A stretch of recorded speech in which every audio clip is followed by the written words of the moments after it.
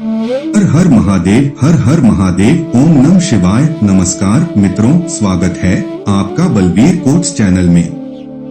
प्रिय मित्रों, आज हम आपको एक ऐसी कथा का श्रवण करने जा रहे हैं जो सुनने मात्र से आपके जीवन में सुख, संपत्ति और धन की वर्षा होगी।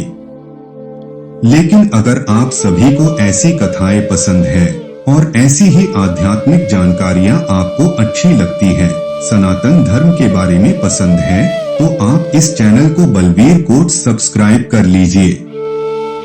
हर हर महादेव, हर हर महादेव।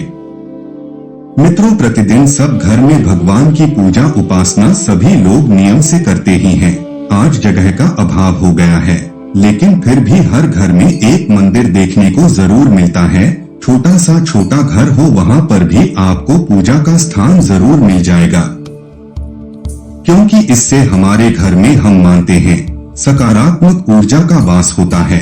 चाहे आप किराए के घर में रहे या अपने घर में रहे, अपने अपने जगह की अवेलेबिलिटी के अनुसार हर इंसान पूजा पाठ जरूर करता है। मित्रों, बड़ा सवाल यहाँ आता है कि घर में पूजा स्थान का होना सही जगह बहुत आवश्यक होता है। हम चाहे वास्तु की दृष्टि से देखें या तांत्रिक दृष्टि से देखें, हमारे घर का जो पूजा का स्थल होता है वह हमारे जीवन पर पॉजिटिव और नेगेटिव असर डालता है।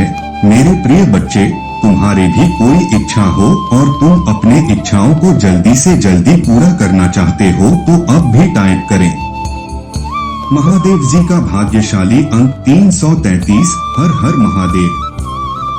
मित्रों, आप कहीं पर भी पूजा स्थान रखें, लेकिन सबसे पहले यह बात जरूर ही होनी चाहिए कि सूर्य की रोशनी आपके पूजा स्थल तक जरूर पहुंचती हो। यदि सूर्य की रोशनी नहीं पड़ती है तो आप भगवान सूर्य नारायण का चित्र अपने मंदिर में अवश्य लगा ले। इससे क्या होगा, अदृश्य रूप से आपके घर के मंदिर में सूर्य की रोशनी पड़ती है और नकारात्मक ऊर्जा का आभास भी नहीं होता। हमारी पूजा भी सफल होती है।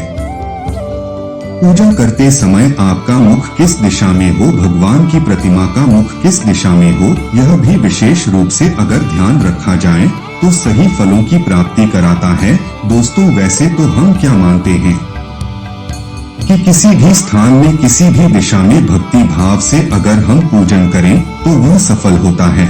लेकिन जब हम वास्तु की बात करते हैं तो मकान के जो उत्तर पूर्व दिशा में होता है स्थान, वह सबसे सर्वोत्तम माना गया है।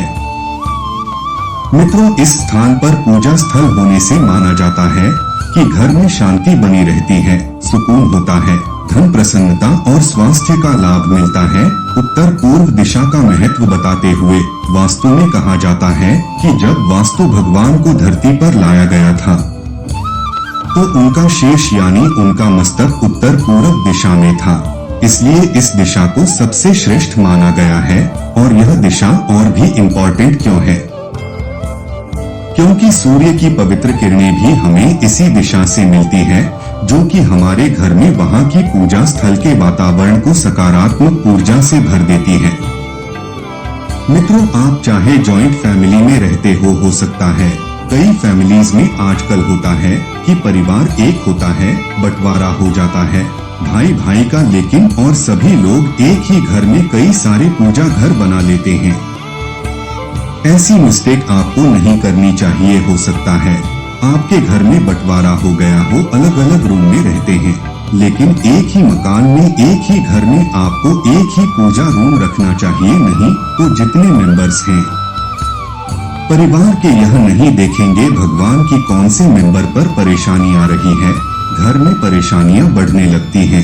सभी के लिए दोस्तों, ईशान कोण वैसे भी देवताओं का स्थान माना गया। ईशान कोण यानी north east corner of the house भगवान शिव का वास होता है। देव गुरु बृहस्पति केतु की दिशा भी ईशान कोण बताई गई है और इसीलिए इस कोण को पूजा पाठ के लिए, अध्यात्म के लिए सबसे बेहतर माना जाता है।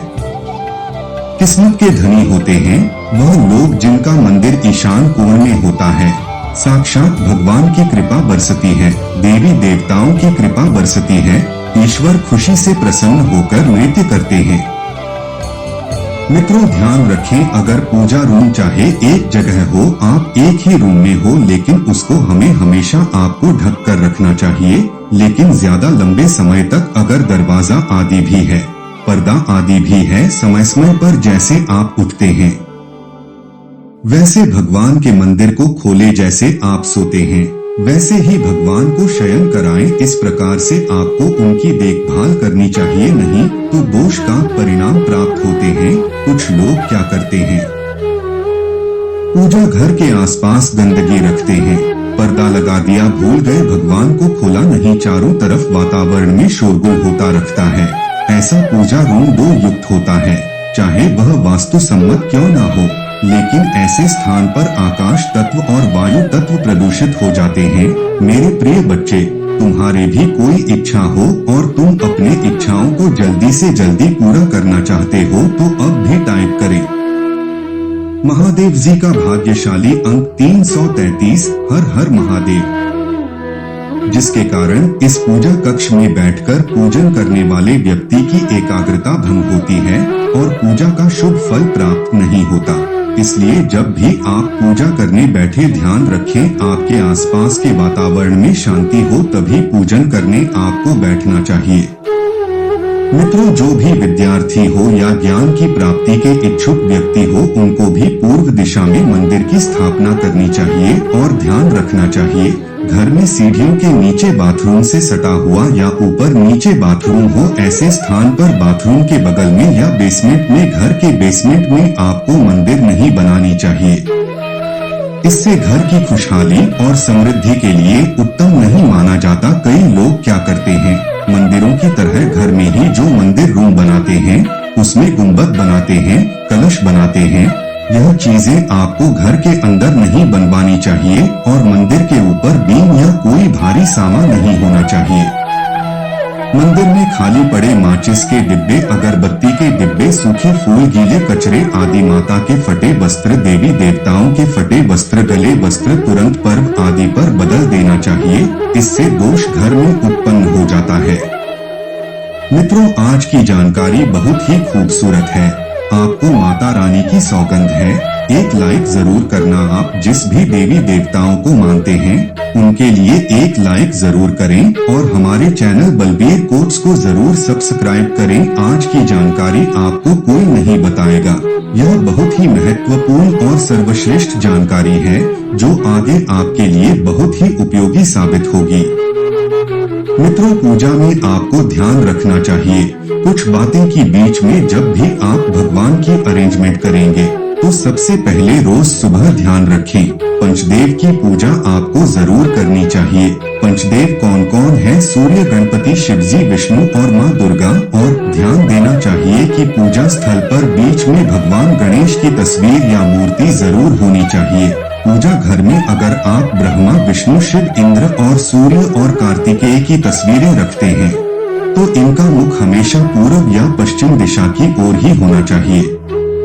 मित्रों, प्रथम पूज्य श्री गणेश के स्मरण मात्र कर लेने से कार्य सिद्ध होते हैं और घर में इनकी मूर्ति रखना बहुत ही शुभ माना जाता है। अधिकांश घरों में आप देखते होंगे बहुत सारी मूर्तियां होती हैं, लेकिन ध्यान रखें कि गजानन की मूर्तियों की संख्या 1, 3 या 5 नहीं होनी चाहिए। यह अशुभ माना गया है, यानी इनकी संख्या इवन नंबर्स में होनी चाहिए, आउट नंबर्स में नहीं होनी चाहिए। श्री गणेश का स्वरूप सम संख्या के समान होता है, इस कारण इनकी मूर्तियों की संख्या भी विषम होना गलत मानी गई है। कम से कम 2 मूर्तियां रखना गणपति देव की सर्वश्रेष्ठ मानी जाती है। पूजा घर में गणेश जी की मूर्ति का मुख, कुबेर की मूर्ति का मुख और दुर्गा माँ का मुख दक्षिण दिशा की ओर होना चाहिए। घर के मंदिर में माँ दुर्गा या अन्य किसी देवी की मूर्ति की संख्या 3 नहीं होनी चाहिए, यह अशुभ माना जाता है। और यदि आप चाहें तो 3 से कम या ज्यादा मूर्तियां घर के मंदिर में रख सकते हैं। मित्रों, मूर्तियों के संबंध में श्रेष्ठ बात यही होती है कि मंदिर में किसी भी देवता की 1 से अधिक मूर्ति ना हो। अलग अलग देवी देवताओं की एक मूर्तियां रखी जा सकती हैं। पूजा घर में हनुमान जी का मुख नरक कोण में होना चाहिए।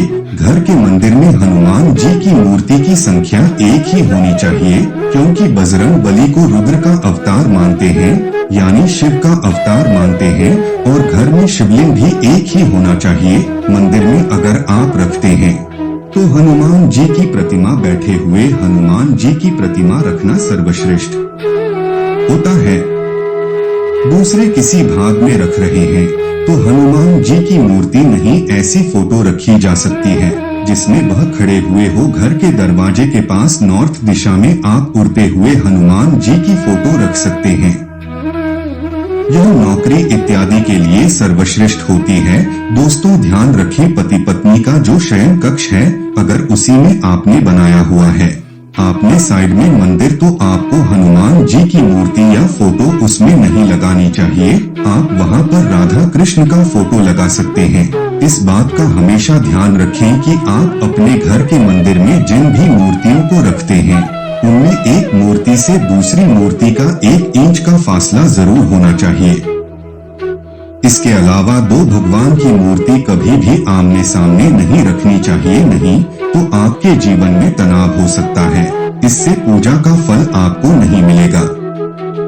मित्रों, पूजा घर में कई बार क्या होता है, किसी मंदिर में गए, कोई पंडित जी ने दे दिया प्राचीन मंदिर से लाई गई प्रतिमा या स्थिर प्रतिमा, जो पहले स्थिर थी, उन प्रतिमा को अपने घर पर स्थापित आपको नहीं करना चाहिए। कोई दे भी देता है तो आपको इसका विसर्जन कर देना चाहिए।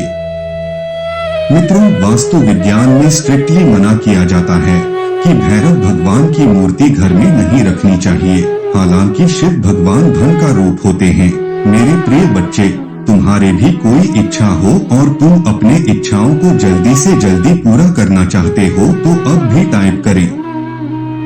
महादेव जी का भाग्यशाली अंक 333, हर हर महादेव। लेकिन फिर भी वह तामसिक देवता होते हैं। कुछ लोग तंत्र मन की साधना के लिए इनको घर में रख लेते हैं, लेकिन यह गलत है। भगवान शिव का एक और रूप होता है नटराज, और वास्तुशास्त्र के अनुसार नटराज रूपाली भगवान शिव की प्रतिमा भी घर में नहीं होनी चाहिए, क्योंकि यह नटराज रूप में शिव तांडव करते हैं और इसीलिए घर पर इनको तामसी माना जाता है रखना। मित्रों, हम सभी लोग गृह शांति के लिए कभी किसी को शनि की साढ़े आती है ढिया है तो शनि की पूजा अर्चना करने को बोला जाता है, लेकिन ज्योतिष शास्त्र के मुताबिक कभी भी शनि देव की मूर्ति आपको घर में नहीं लगानी चाहिए। शनि की तरह ही ज्योतिष शास्त्र में राहु केतु की भी मूर्ति घर पर नहीं रखी जाती, क्योंकि राहु केतु दोनों छाया ग्रह होने के साथ साथ पाप ग्रह भी होते हैं। मित्रों, घर के मंदिर में हमेशा भगवान की सौम्य रूप वाली मूर्तियां रखें, यहाँ तक कि ऐसे में माँ दुर्गा के कालरात्रि का जो स्वरूप हो है, माँ काली की डरावनी मूर्ति होती है, वह भी घर में नहीं रखनी चाहिए। रखना भी चाहते हैं तो बहुत सौम्य मूर्ति आपको मुस्कुराती हुई रखनी चाहिए। मित्रों, किसी भी प्रकार के घर में महाभारत आदि के युद्ध आदि के पशु पक्षी के चित्र आदि लगाना उचित नहीं माना जाता है। और पूजा घर में कुछ लोग पैसे उठा उठा के दबा दबा के रखते हैं, यह भी नहीं करना चाहिए।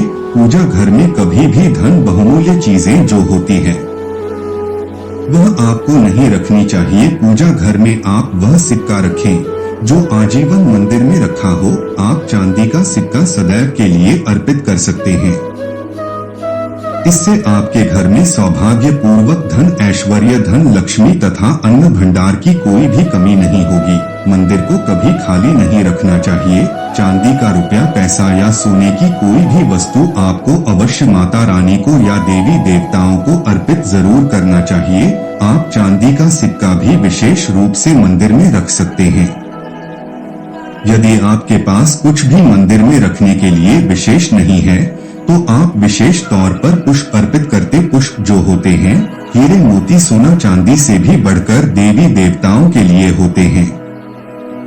मित्रों, यह तो हुई मूर्तियों की व्यवस्था। अब हमें रोज सुबह जब हम पूजन शुरू करते हैं तो सबसे पहले यह ध्यान रखें, पूरे घर में आपको हल्दी के जल का कम से कम मुख्य द्वार पर हल्दी के जल का और हो सके तो गौमूत्र का छिड़काव आपको जरूर करना चाहिए। सबसे पहले सूर्य देवता को अर्घ आपको देना चाहिए और फिर तुलसी को अर्घ देना चाहिए। शाम को तुलसी के आगे दीपक जरूर जलाएं। आपके अगर इष्ट देव हो उनका भी ध्यान आपको जरूर करना चाहिए। मित्रों, कभी भी बासी हुए या झूठे भोजन किए हुए वस्त्र पहन करके आपको सुबह भगवान की पूजा नहीं करनी चाहिए। पूजा के समय मुख शुद्ध रहे, इसका विशेष ध्यान रखना चाहिए। पूजा से पहले आचमन कर ले और पूजा के दौरान मुख में चाहे प्रसाद ही सही कुछ भी नहीं रखना चाहिए। पूजा में हम जिस आसन पर बैठते हैं उसे पैरों से कभी भी इधर उधर नहीं खसकाना चाहिए। हमेशा आसन को हाथों से ही उठाना और बिछाना चाहिए। जिस आसन पर हम बैठकर पूजा पाठ करते हैं वह आसन हमारे लिए सिद्ध हो जाता है, पवित्र हो जाता है, इसीलिए पैरों से नहीं खसकाना चाहिए। मित्रों, अगर आपके घर में पितृ पूजा आप करते हैं जो कि सर्वश्रेष्ठ है, तो पितृ की तस्वीर कभी भी देवी देवताओं की तस्वीर के साथ नहीं रखनी चाहिए। मंदिर में मृतकों की पूर्वज, क्योंकि इनके चित्र आपको नहीं लगाने चाहिए। पूर्वजों के चित्र लगाने के लिए दक्षिण दिशा का क्षेत्र सबसे अच्छा रहता है और इस दीवार पर मृतकों के चित्र लगाए जा सकते हैं। उनके सामने भी नियमित रूप से जल की घंटी या जल का लोटा जिसको कहते हैं वह जरूर रखना चाहिए और हर सुबह दक्षिण दिशा में जल चढ़ाकर फिर फ्रेश जल भरकर वापस लोटे को वहीं रख देना चाहिए।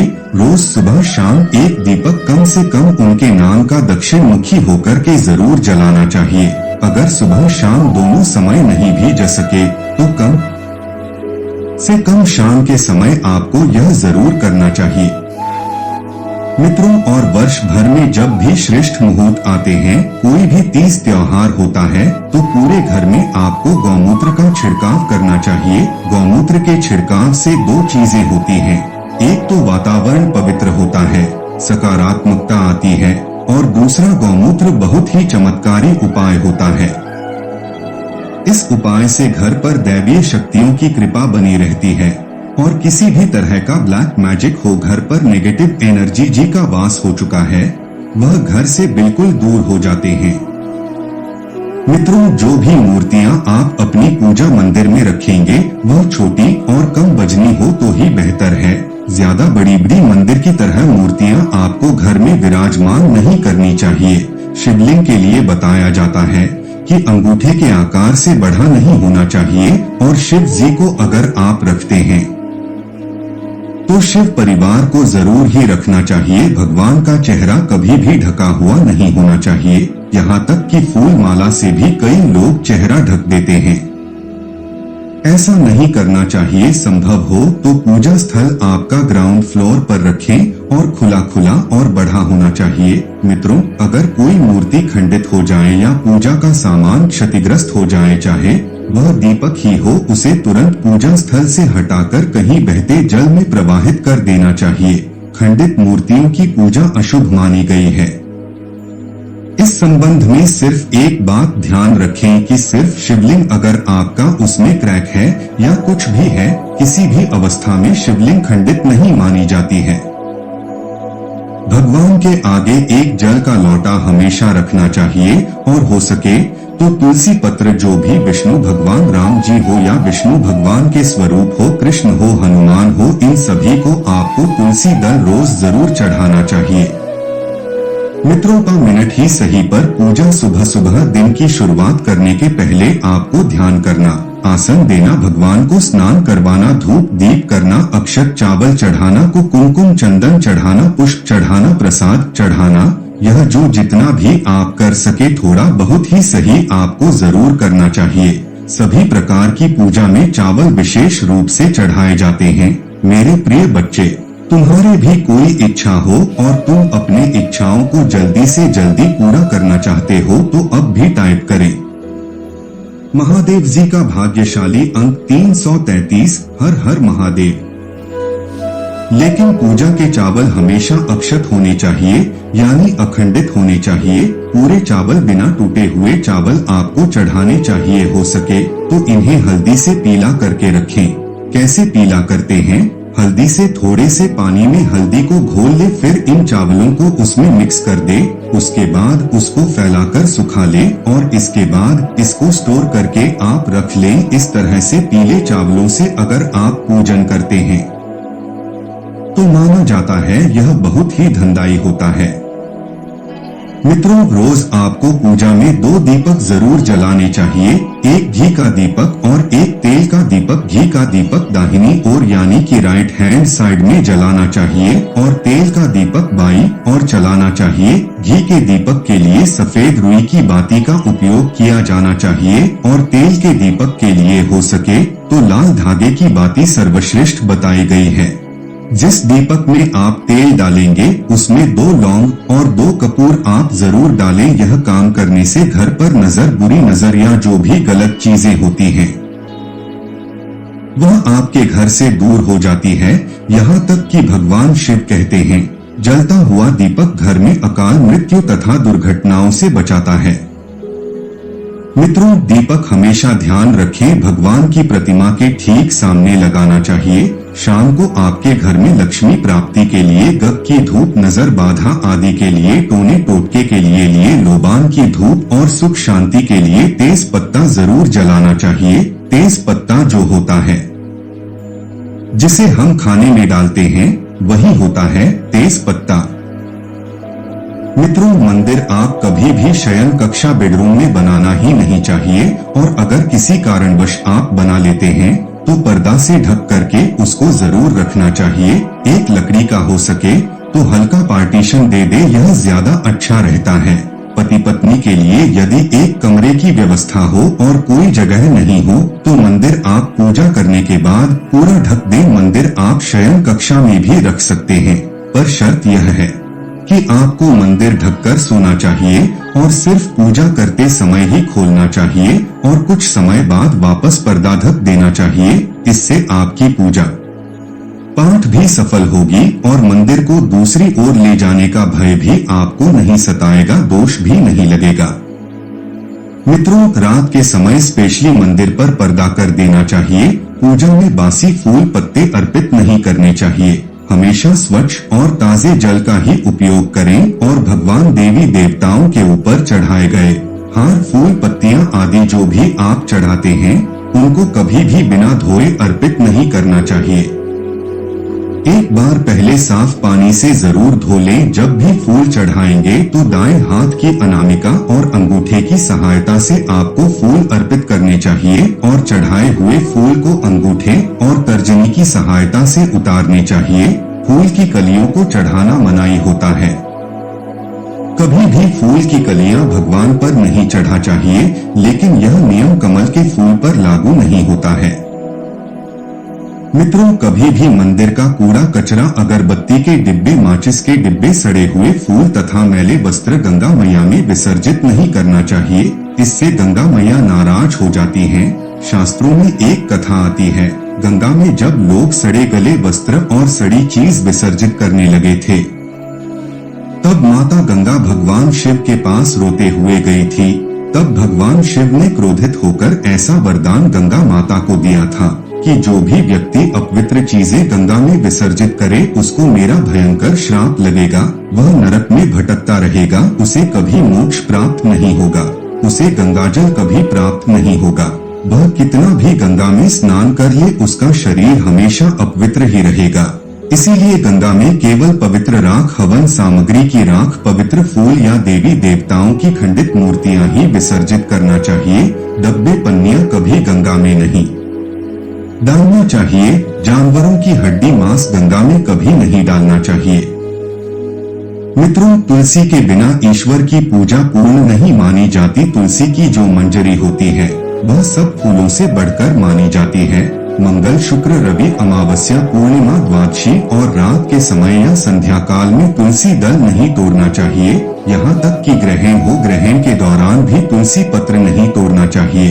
तुलसी पत्र तोड़ते समय यह ध्यान रखना जरूरी होता है कि पत्तियां जरूर हो, खाली डंडी तुलसी की ना तोड़े। और शिवजी और गणपति को भूल से भी तुलसी नहीं चढ़ा चाहिए। इनको आप बेल पत्र चढ़ाएं, यह सर्वेश्रेष्ठ होता है। मित्रों, तुलसी के पत्ते और गंगाजल कभी भी बासी नहीं माने जाते। 11 दिन तक आप वही तुलसी को बार बार धो करके चढ़ा सकते हैं और बार बार इनका उपयोग आप कर सकते हैं। शेष सामग्री आपको ताजी ही उपयोग करनी चाहिए। यदि कोई फूल सूख गया हो, गिर गया हो या खराब हो या जमीन से गिरा हुआ आपने उठाया हो तो उसको भगवान को अर्पित नहीं करना चाहिए। मित्रों, वास्तुशास्त्र के अनुसार जिन देवताओं के 2 से ज्यादा हाथों में अस्त्र हो उनके चित्र आपको घर पर नहीं लगाने चाहिए। और सबसे महत्वपूर्ण बात यह है कि जब भी पूजा करें तो घर के सभी कोनों में एक बार घंटी जरूर बजानी चाहिए। पूरे घर में घूम के घंटी बजाएं या फिर आप चाहें तो शंख बजा सकते हैं। शंख ध्वनि करें, इससे सारी नकारात्मक ऊर्जा आपके घर की घर से बाहर चली जाती है और आपके घर में सकारात्मक ऊर्जा का संचार होता है। आप अपने घर के मंदिर में पूजा करने के लिए शंख अगर रखते हैं तो ध्यान रखें कभी भी घर में 2 शंख नहीं होने चाहिए। एक शंख को तुरंत हटा दे अगर ऐसा आपने करके रखा हो तो। मित्रों, घर के आसपास अगर आपके कोई मंदिर है तो उसमें स्थापित देवी देवता पहला तो होना ही नहीं चाहिए। घर के बिल्कुल सटा हुआ या आसपास कोई मंदिर और अगर है भी तो उसमें स्थापित देवी या देवता का चित्र आपको मुख्य द्वार पर लगाना चाहिए। घर में जिस स्थान पर मंदिर होता है वहां पर जूठन, तामसी भोजन, नशे की चीजें, चमड़े से बनी हुई चीजें, जूते, चप्पल, दवाई आदि नहीं लेकर के जानी चाहिए, क्योंकि दवाइयां आधे से ज्यादा मांस की बनी होती हैं। मित्रों, पूजा घर के निकट और भवन के ईशान कोण में झाड़ू या कूड़ादान नहीं रखना चाहिए और संभव हो तो पूजा घर को साफ करने का झाड़ू पोछा भी आपको अलग रखना चाहिए। जिस कपड़े से भवन के अन्य हिस्से का पोछा लगाया जाता है वह पूजा घर में उपयोग नहीं लाना चाहिए। मंदिर में कभी भी पुरानी कबाड़ आदि को नहीं रखना चाहिए और पुरानी हो चुकी फूल मालाएं, अगरबत्तियां, धूप की राख, माचिस की तिलियां कई लोगों में आदत होती है इकट्ठी करने की। कभी भी इनको इकट्ठा करके नहीं रखना चाहिए। हाथों हाथ किसी गमले में डाल दे या कूड़े में आपको डाल देना चाहिए।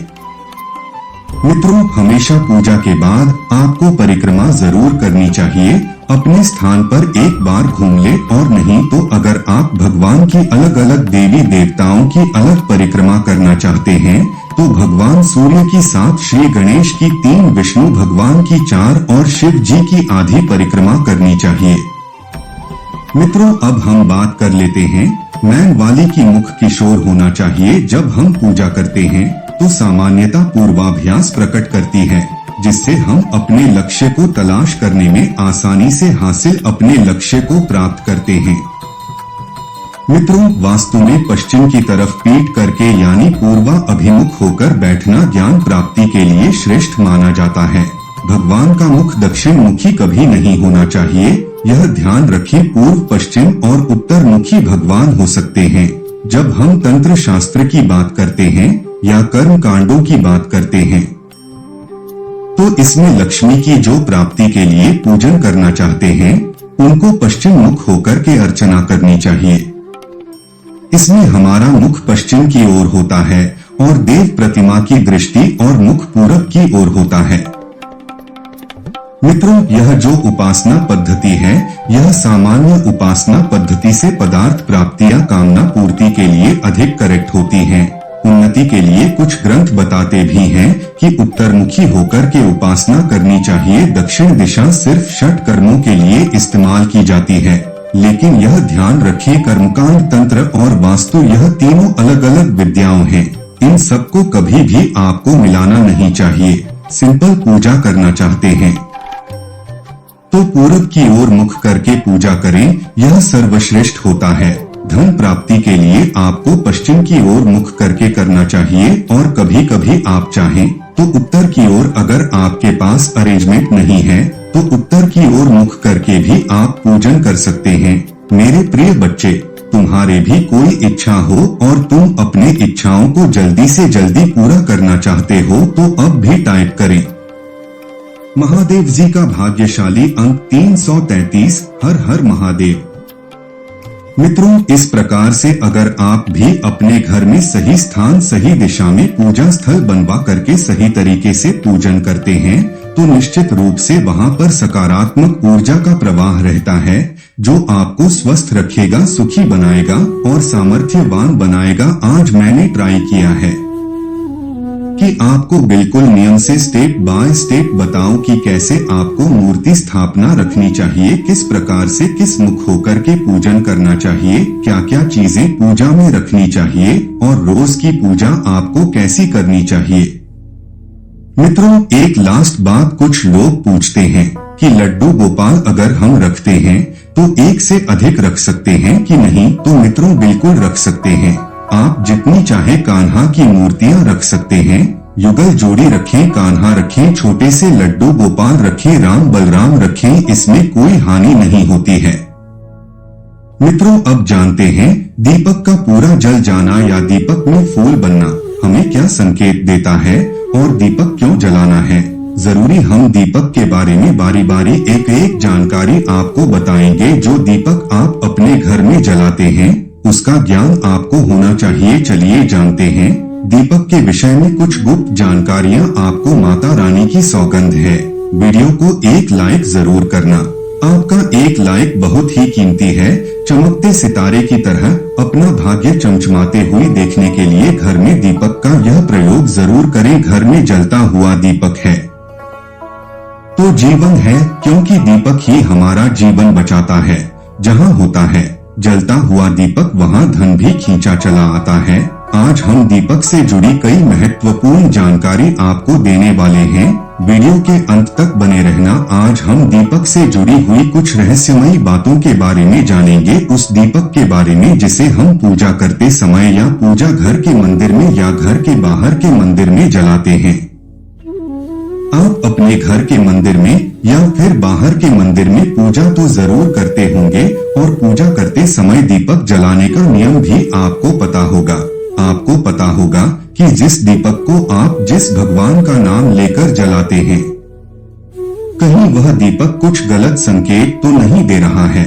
आपके दीपक की बाती पूरी जल जाती है या फिर दीपक में घी और अध जली बाती बच जाती है और कहीं आपके दीपक की बाती पर फूल तो नहीं बनता। और दीपक की बाती पर फूल बन जाने का क्या मतलब होता है। तो क्या आप जानते हैं कि दीपक की बाती का पूरा जल जाना और बच जाना क्या संकेत देता है। कहीं आपके जीवन की सभी परेशानियों की वजह आपकी जराई हुई दीपक से तो नहीं जुड़ी हुई है। कहीं आप पहले से जले हुए दीपक में तो बात नहीं जलाते हैं। और क्या आपके पूजा का दीपक पुराना है या नया, आखिर कितने सालों से उस दीपक का इस्तेमाल कर रहे हैं। कहीं आपकी की तो आदत नहीं है थोड़े दिनों के बाद दीपक को बदल देने की। तो मित्रों, आपको जानकर हैरानी होगी कि आप अपने पूजा घर के मंदिर में दीपक जलाते समय अगर यह गलती करते हैं तो आपको इसका परिणाम भुगतना ही होगा। और दीपक की बाती का पूरा जल जाना और बाकी का बच जाना भी अलग अलग संकेत देता है जो हमारे लिए जानना बहुत जरूरी है। तो इन्हीं सब बातों को जानने के लिए इस वीडियो में अंत तक हमारे साथ बने रहिएगा। मित्रों, जब हम पूजा करते हैं तो हमारा दीपक कभी कभी अचानक से बुझ जाता है और कभी कभी ऐसा होता है कि हमारी पूजा होने के बाद हम उस दीपक को भगवान के सामने जलता छोड़ देते हैं। लेकिन कुछ समय के बाद में दीपक खुद ब खुद बुझ जाता है और उसमें अजली बाती और घी बचा रह जाता है। और कभी कभी तो हमारे दीपक की बाती पूरी जल जाती है और उसमें फूल भी बन जाता है। तो इनके अलग अलग नकारात्मक और सकारात्मक परिणाम होते हैं। तो सबसे पहले यह जानते हैं कि अगर हमारे दीपक में फूल बन रहा है तो इसका क्या मतलब होगा। प्रिय मित्रों, अगर हमारे दीपक की बाती में फूल बन रहा है तो इसका सीधा सा मतलब है कि भगवान ने हमारी प्रार्थना को स्वीकार कर लिया है और वह हमारी पूजा से प्रसन्न है। और इसका संकेत वह बाती में बने इस फूल के माध्यम से देते हैं। अगर आपके घर में दिव्य शक्तियां मौजूद हैं और आपके साथ साथ वो भी ईश्वर की पूजा में अपना ध्यान रखती है तो आपकी दीपक की बाती में एक से ज्यादा फूल बनते हैं और कभी कभी साक्षात किसी भी देवी देवता का रूप भी दिखने लगता है। तो अगर आपके दीपक की बाती में फूल बन रहा है तो आप सच में बहुत भाग्यशाली हैं। और इसी के साथ दीपक जलाने के भी कुछ खास नियम आपको जरूर जानने चाहिए। मित्रों, अगर आप पहले से जले हुए दीपक में अपनी बाती रखकर जलाते हैं तो ऐसा करने से दुर्भाग्य आपका पीछा कभी नहीं छोड़ता है।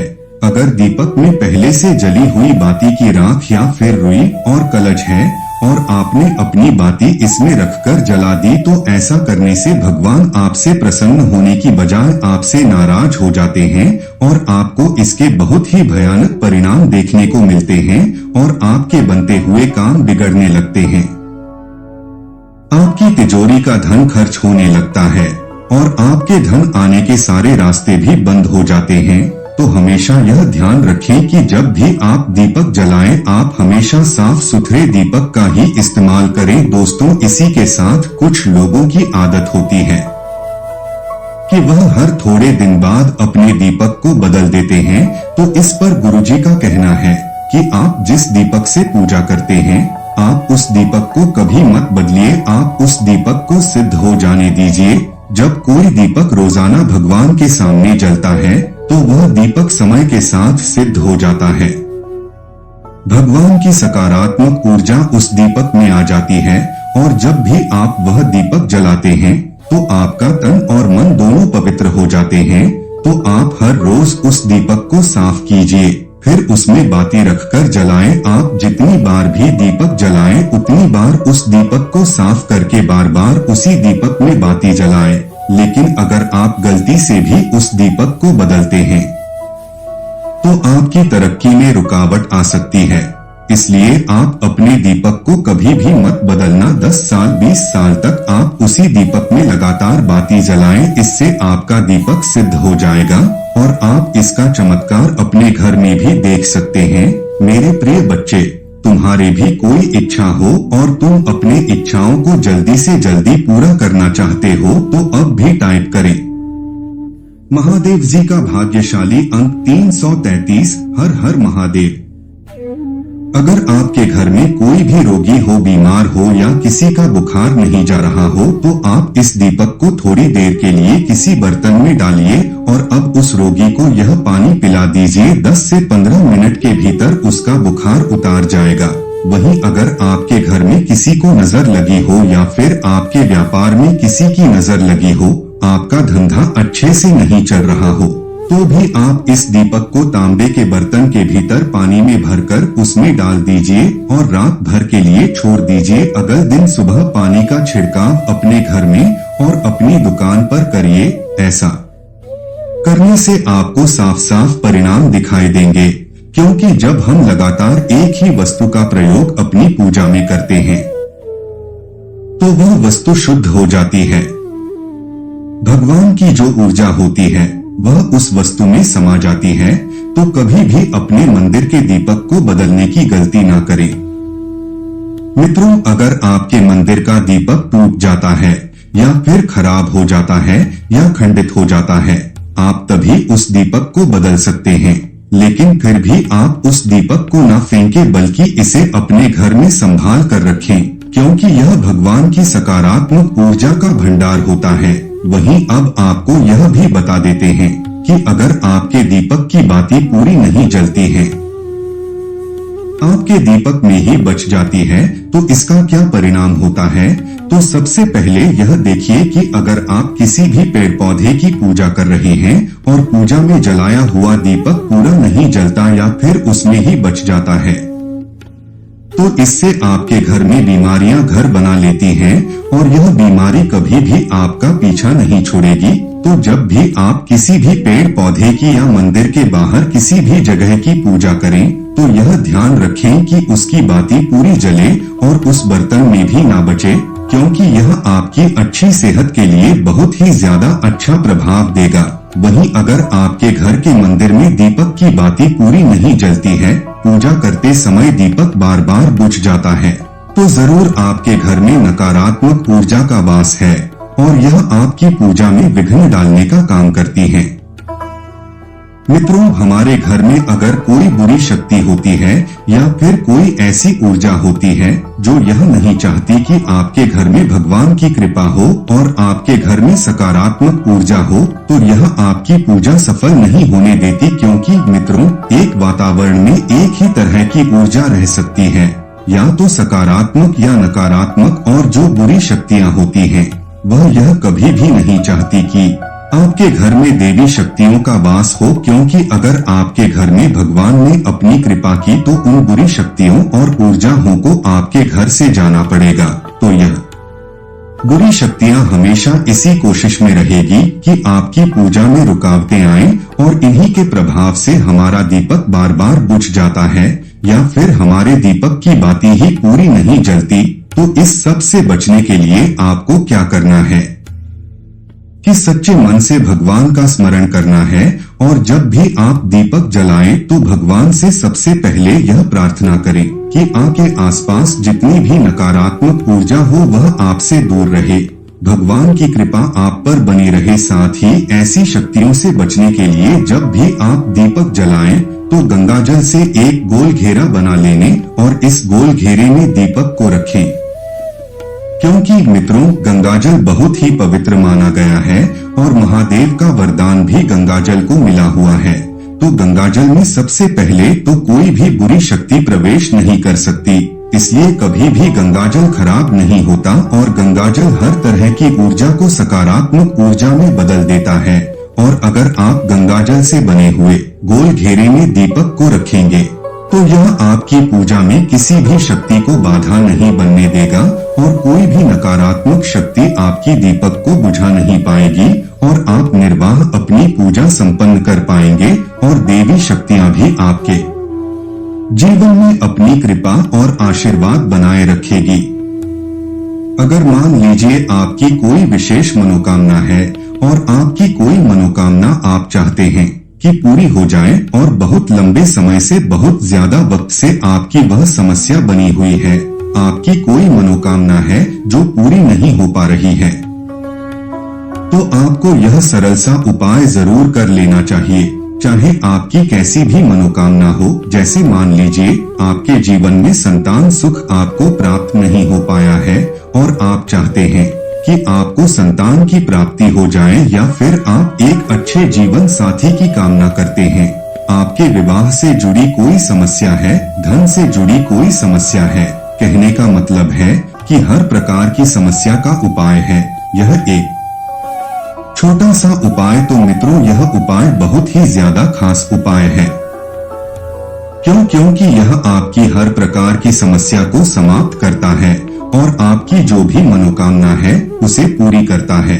इसलिए यह उपाय बहुत ही ज्यादा खास हो जाता है, इसका महत्व बहुत ज्यादा बांट जाता है। तो इस उपाय को करने के लिए आपको लेने हैं सदाबहार के 9 गुलाबी रंग के फूल। ठीक है ना, हम आपको फिर से बता देते हैं कि सदाबहार के गुलाबी वाले फूल आपको 9 लेने हैं, और इसी के साथ आपको तांबे के पात्र में, तांबे के लोटे में जल लेना है और यह उपाय करना है आपको सोमवार के दिन। तो यह उपाय आपको सुबह के समय करना है। मेरे प्रिय बच्चे, तुम्हारे भी कोई इच्छा हो और तुम अपने इच्छाओं को जल्दी से जल्दी पूरा करना चाहते हो तो अब भी टाइप करें महादेव जी का भाग्यशाली अंक 333। हर हर महादेव। सुबह जल्दी उठकर स्नान आदि करने के बाद आपको स्वच्छ वस्त्र धारण करने हैं और तांबे के लोटे में आप पूरा जल भर लीजिए और उस तांबे के लोटे में आप उन फूलों को डाल दीजिए जो 9 फूल आपने लिए हैं, गुलाबी रंग के सदाबहार वाले फूल। और उसके बाद आपको शिवजी के मंदिर में जाकर, शिवालय में जाकर ओम नमः शिवाय इस मंत्र का जाप करना है पूरे 108 बार। और आपको बता दे, आप श्री शिवाय नमस्तुभ्यं इस मंत्र का जप भी कर सकते हैं। तो आपने जो जल लिया है और जो फूल उसके अंदर डाले हैं वह दोनों आपको शिवलिंग पर अर्पित कर देने हैं, चढ़ा देने हैं। और ऐसा करते समय जब आपकी जो भी मनोकामना है उसको आप बोल दीजिए। यह उपाय यदि आप कर लेते हैं तो आपकी कितनी भी बड़ी मनोकामना हो, चाहे कैसी भी समस्या हो, वो समाप्त हो जाएगी और आपकी मनोकामना पूरी हो जाएगी। चाहे जैसी भी आपकी मनोकामना हो, संतान से जुड़ी हो, व्यापार से जुड़ी हो, धन से जुड़ी हो, स्वास्थ्य से जुड़ी हो, कैसी भी आपकी मनोकामना हो, मित्रों आपको बता दें, यह उपाय जो व्यक्ति करता है उसके जीवन में चाहे जैसा भी दोष हो, कोई भी वास्तु दोष हो, कोई भी कुंडली दोष हो, वो पूरी तरह से समाप्त हो जाता है। और दोस्तों आपको बता दें, यह उपाय करना है आपको 5 सोमवार लगातार, ठीक है ना। जब आप पहले सोमवार करेंगे, उसके बाद दूसरे सोमवार, तीसरे सोमवार, चौथे सोमवार, 5वें सोमवार, 5 सोमवार आपको लगातार करना है, बीच में गैपिंग नहीं करना है आपको, ठीक है ना, गैप नहीं देना है। मित्रों बात करते हैं कि यदि आपने यह उपाय सोमवार के दिन सुबह के समय किया है और 9 से 10 के बीच किया है, तो आपको हर सोमवार को वैसे ही करना है जैसे आपने पहले सोमवार को किया है। इस चीज को आप विशेष करके ध्यान रखें। तो मित्रों यदि आप इस उपाय को कर लेते हैं तो आप अपनी कैसी भी मनोकामना पूरी कर सकते हैं। इन छोटे सरल से उपायों को करके आपको अपने मन में पूरी सच्ची श्रद्धा और पूरा विश्वास होना चाहिए, तब यह उपाय असर करते हैं। इस वीडियो को बोलते समय कोई त्रुटि हो तो हम क्षमा चाहते हैं। हर हर महादेव, हर हर महादेव। दोस्तों उम्मीद करते हैं आज की वीडियो से आपको लाभ अवश्य होगा। वीडियो आपको अच्छी लगी हो तो लाइक कर दीजिए और ज्यादा से ज्यादा इस वीडियो को अपने फैमिली और दोस्तों के साथ शेयर कीजिए। चैनल पर पहली बार आए हैं तो चैनल बलबीर कोट्स को सब्सक्राइब कर लीजिए और बेल बटन को भी प्रेस कर लीजिए। इससे ये होगा कि इस तरह की सभी वीडियोस के नोटिफिकेशन आपको सबसे पहले मिलेंगे। महादेव जी का पूर्ण आशीर्वाद पाने के लिए कमेंट में अभी टाइप करें हर हर महादेव, हर हर महादेव, हर हर महादेव। ओम नमः शिवाय। नमस्कार दोस्तों।